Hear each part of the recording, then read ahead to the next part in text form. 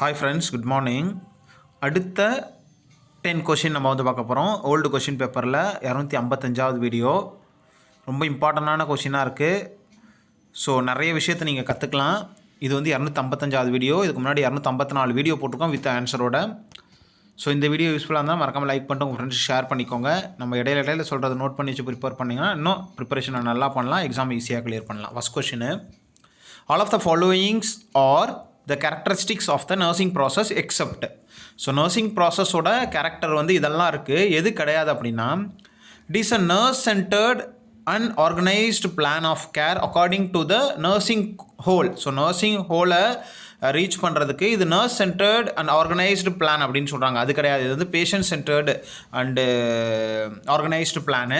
So இது என்னென்ன actually கேரக்டரிஸ்டிக்னு மற்றதெல்லாம் நீங்கள் போய் செக் பண்ணி பார்த்துக்கோங்க. நர்சிங் ப்ராசஸோட கேரக்டரிஸ்டிக்ஸ் அப்படின்னு போட்டிங்கன்னா உங்களுக்கு கிடைக்கும். ஸோ அதை தவிர இதில் என்னென்ன கொடுத்துருக்காங்கன்னு பார்ப்போம். It is a adaptation of the problem solving and system theory. It is adaptation of the problem solving and system theory. Decision making involved in the every phase of the nursing process. The nursing process is interpersonal and collaborative. So இதெல்லாம் வந்து அதோட characteristic. எது வந்து கிடையாதுன்னா, it is nurse centred கிடையாது, இது வந்து patient centred. So அதுதான் இதில் வந்து answer. Question number 2,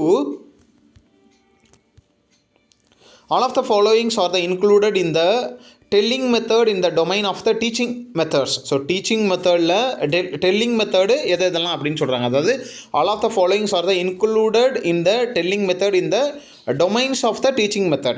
so the domains of the teaching methodல இதெல்லாம் வந்து டெல்லிங் மெத்தடு. எது வந்து கிடையாது அப்படின்னா, டெமான்ஸ்ட்ரேஷன் மட்டும் இதில் வந்து வர்றதில்ல. மற்றபடி டிஸ்கஷனு, லெக்சரரு, கொஸ்டினிங் இதெல்லாம் வந்து பார்த்திங்கன்னா உங்களுக்கு இதில் வந்து வருது. ஸோ எக்ஸப்ட் வந்து டெமான்ஸ்ட்ரேஷன். ஸோ டெமான்ஸ்ட்ரேஷன் வந்து டெல்லிங் மெத்தட் கிடையாது, அது demonstrate practical method. So question number 3, the sampling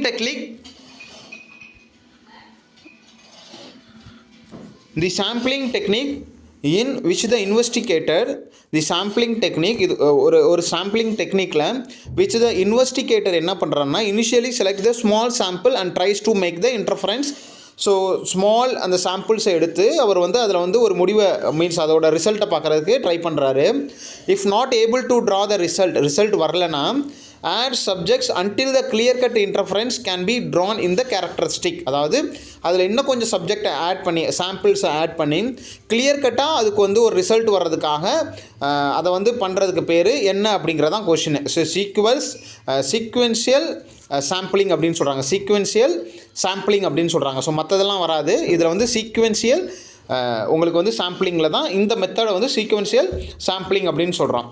question number 4, the structure, ஒரு structure made up of lateral geniculate and medial geniculate nuclei is called. So ஒரு structure வந்து lateral geniculate and medial geniculate nuclei மூலமாக made up அப் ஆயிருக்கு அப்படின்னா அதுக்கு பேர் என்னென்னா மெட்டாதலமஸ். So இதை வந்து மெட்டாதலமஸ் அப்படின்னு சொல்கிறோம். அந்த மெட்டாதலமஸ் தான் lateral geniculate and medial geniculate nuclei மூலமாக வந்து உங்களுக்கு வந்து மேடப் அப் ஆகிருக்கு. Question number 5, the science of unitary human beings was introduced by. So அந்த யூனிட்டரி ஹியூமன் பீயிங் அதை வந்து இன்ட்ரடியூஸ் பண்ணவர் யாருன்னு பார்த்தீங்கன்னா மார்த்தா ரோகர்ஸ். அப்போது கேலிஸ்டா ராய், பெட்டி நியூமன், டொரத்தியோ ஆரம். ஸோ இவங்கெல்லாம் என்ன தியரியை வந்து கொண்டு வந்தாங்கன்னு ஜஸ்ட் நீங்கள் வந்து பார்த்து வச்சுக்கோங்க. So Martha Rogers. ஸோ இந்த science of unitary human beings. So இந்த யூனிட்டரி ஹியூமன் பீயிங்ஸ்னால் அப்படின்னா அந்த தியரி வந்து என்ன அப்படிங்கிறத ஒரு பேசிக்கான கான்செப்டை வந்து நீங்கள் தெரிஞ்சு வச்சுக்கோங்க. அடுத்தது 6, தி காமனஸ்ட் பொசிஷன் இந்த வேர்டெக்ஸ் ப்ரெசன்டேஷன். ரொம்ப இம்பார்ட்டண்டான கொஸ்டின், ரிப்பீட்டடாக கேட்குறாங்க. LOA. So commonest position of the vertex presentation வந்து LOA. அப்படின்னா என்ன எக்ஸ்பான்ஷன் அப்படிங்கிறதையும் சொல்லுங்கள். LOA அப்போ ROAனா என்ன, ROPனா என்ன, LOPனா என்ன. ஸோ இதெல்லாம் வந்து எக்ஸ்பான்ஷன் தெரிஞ்சு வச்சுக்கணும். Question number 7, all of the followings are the science of placental separation. So ஒரு பிளாசெண்டல் செப்பரேஷன் இருக்குது அப்படின்னா அதில் வந்து என்னென்ன சயின்ஸ் இருக்கும், எது வந்து இருக்காது அப்படிங்கிறது தான் question. So followings are the science of placental separation except அப்படின்னு கொடுத்துருக்காங்க. Shortening of the cord. So shortening இருக்காது, லென்த்தனிங் ஆஃப் த கார்டு தான் இருக்கும். ஸோ அதனால் இது வந்து வராது. ஸோ மற்றதெல்லாம் இருக்கும். என்னன்னா increase the fundal height. So fundal height வந்து உங்களுக்கு வந்து பார்த்திங்கன்னா இன்க்ரீஸ் ஆகிருக்கும். Then uterus become a globular. So uterus வந்து உருண்டையாக இருக்கும். தென் வந்து பார்த்திங்கன்னா சடன் கஸ் ஆஃப் பிளட் இருக்கும். லென்த்தனிங் ஆஃப் த கார்டு இருக்கும். இதெல்லாம் வந்து அதில் இருக்கும். ஷார்ட்னிங் ஆஃப் த கார்டு இருக்காது. இன்க்ரீஸிங் த ஃபண்டல் ஹைட், இதனால் நோட் பண்ணிக்கோங்க. ஃபண்டல் ஹைட் வந்து இன்க்ரீஸ் ஆகிருக்கும் அப்படின்னு சொல்லியிருக்காங்க. அடுத்தது question number 8.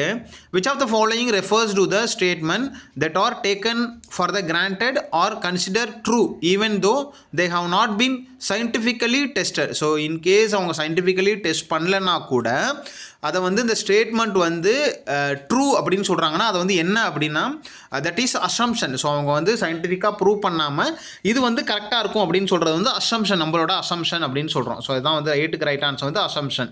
ஸோ அப்போ ஹைப்போதீசிஸ் அப்படின்னா என்ன அப்படிங்கிறத பார்த்து வச்சுக்கோங்க. ரொம்ப இம்பார்ட்டண்டான டெர்மினாலஜி ரெண்டும். Question number 9. According to the criteria for the condemnation, surplus item means. So கண்டம்னேஷனுக்கு அக்கார்டிங் சர்ப்ளஸ் ஐட்டம் அப்படின்னா என்ன? ஃபங்க்ஷனல், இது வந்து ஒர்க் ஆகும், but not required for the use and lying in the stores for the more than 5 years. So இது வந்து work ஆகும், but not required for the use. So யூஸில் வந்து அது யூஸ் ஆகாது. And lying in the store for the more than 5 years மூலமாக அதை வச்சுருந்தோம் அப்படின்னா அதை வந்து பார்த்திங்கன்னா சர்ப்ளஸ் ஐட்டம் அப்படின்னு சொல்கிறோம். ஸோ ஃபங்க்ஷனலாக தான் இருக்கும், பட் யூஸ் பண்ணுறதில்ல அப்படிங்கிறத வந்து சர்ப்ளஸ் ஐட்டம் அப்படிங்கிற மாதிரி மீனிங் சொல்கிறாங்க. ஸோ அதான் கண்டம்னேஷன். கண்டம்னேஷனாக மீன்ஸ் டெஸ்ட்ரா மீன்ஸ் அதை வந்து திரும்ப அனுப்புறது, அதான் கண்டம்னேஷன் அப்படின்னு சொல்லுவோம். ஸோ நம்மலாம் அந்த பெட்ஷீட்டு இதெல்லாம் கண்டம் பண்ணுவோம், அந்த மெக்கானிக்கல் இன்ஸ்ட்ருமெண்ட் எல்லாம் அது மாதிரி. So question number 10. Which of the following is the most common side effect associated with the cyclophosphamide? So சைக்ளோபாஸ்மமைடுங்கிறது ஒரு கீமோதெரப்பி ட்ரக்கு. ஸோ இதில் வந்து பார்த்திங்கன்னா காமனஸ்ட் சைடு எஃபெக்ட் என்னென்னு பார்த்தீங்கன்னா ஹெமரேஜிக் சிஸ்டைட்டிஸ் தான் வந்து பார்த்திங்கன்னா காமனஸ்ட்டு ஹெமரேஜிக் சிஸ்டைட்டிஸ். அதான் வந்து காமனஸ்ட் சிம்டம்ஸ் இந்த சைக்ளோபாஸ்மமைட். ஸோ இந்த கொஸ்டின் எப்படி இருந்தது? இந்த 10 கொஸ்டினில் ஏதாவது புதுசாக தெரிஞ்சுக்கிட்டீங்களான்னு சொல்லுங்கள். இந்த மாதிரி புதுசாக தெரிஞ்சுக்கிட்டிங்கன்னா வேறு லெவலில் உங்களோட நாலேஜ் இம்ப்ரூவ் ஆகும். ஸோ தட் நீங்கள் நல்ல மார்க் எடுக்க முடியும், எக்ஸாமை ஈஸியாக கிளியர் பண்ண முடியும். Wish you all the best. Thank you. Video யூஸ்ஃபுல்லாக இருந்தால் மறக்காம லைக் பண்ணிட்டு ஒரு ஷேர் பண்ணிக்கோங்க.